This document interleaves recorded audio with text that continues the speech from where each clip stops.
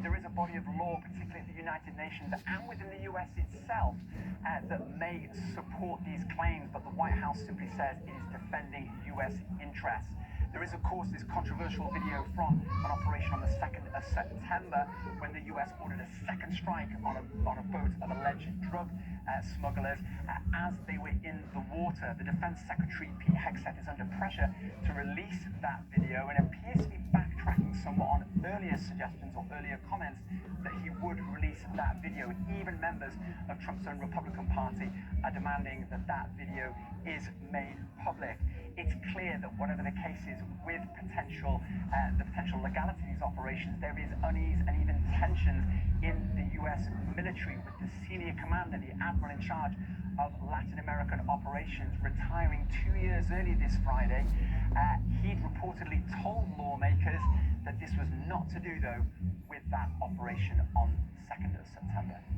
Owen Fackloff, CGTN, Washington. Venezuelan President Nicolas Maduro has vowed that his country will not bow down to pressure from the United States. His comments come after US President Donald Trump threatened land strikes against drug traffickers in the region. Nuestra rebeldía histórica. Our historic rebelliousness, the deep fusion of that rebelliousness that some in the world still do not understand because we are who we are, and because their formula of lies, pressure, blackmail and threats does not work with us. It does not work, and it never will. Venezuela's defense ministers called the move a cowardly act of piracy. Cuba and Colombia have also condemned the US over the seizure. Cuba's foreign ministry says it's the latest aggression by the US in its economic war against Cuba. Colombian President Gustavo Petro has warned of further military escalation in the Caribbean and has accused foreign powers of seeking control over the region. They just seized the ship. It is oil piracy. It is oil.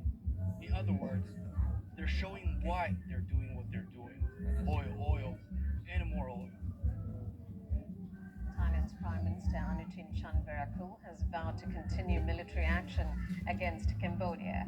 His announcement comes just hours after US President Donald Trump said the countries had agreed to stop fighting. Bangkok says it will continue its military actions until there are no more threats to its land and people. Cambodia says Thai forces have continued dropping bombs on its territory. On Friday, President Trump spoke to the leaders of both countries, claiming they're ready for peace.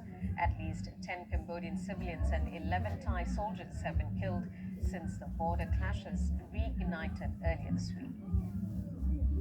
Tens of thousands of Thai residents have been evacuated from the border with Cambodia as fighting continues. Martin Lowe reports from an abandoned community. Empty roads, abandoned homes, hotels, shops and restaurants closed. This is one of dozens of communities near the Thai-Cambodian border which have become ghost towns. Tens of thousands of people have been evacuated from areas like this, just a few kilometers from scenes of fierce fighting. We are well within rocket range. In the earlier conflict in July, 8 people were killed when a Cambodian missile hit a Thai convenience store. We can see the smoke trail of rockets in the sky above. Normally this town would be noisy with the hustle of shopping.